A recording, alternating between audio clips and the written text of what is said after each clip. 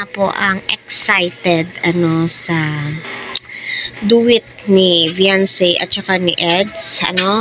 May mga nagsasabi din na sana nung kumanta si Beyonce, sinabayan ni Kalingap Eds.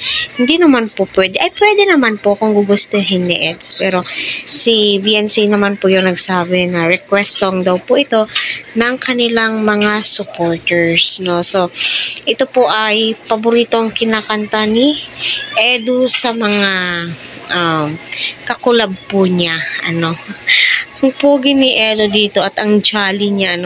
So, kita po natin kung paano niya entertainan dito noon itong Serena. At sa palagay ko, wala naman pong masama kung ito yung aawitin niya para kay Beyonce kapag natuloy yung pagduduwit po nila, diba? So, marami pong salamat sa mga sumusuporta dito sa aking channel and especially po sa mga Team Edsy dyan.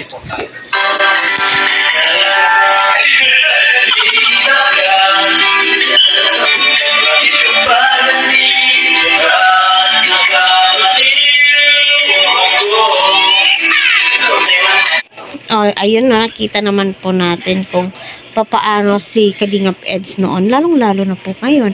Lalong-lalo po tayo mag-e-enjoy sa ating mapapanood. Lalong-lalo na kapag si Beyonce, so napakadaming lalo na,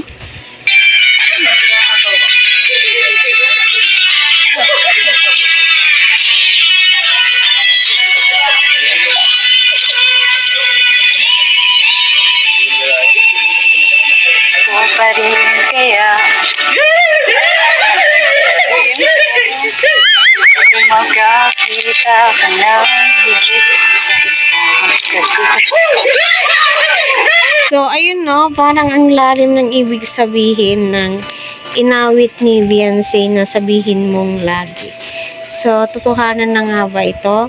So, marami nga po ang nagko-comments. Babasahin ko muna at ipapaliwanag ko po sa inyo na sabi nga po nila, wag na muna Kalingap Eds kasi nga po bata pa daw po itong si Beyonce. Yes, minor pa po itong si Beyonce talaga.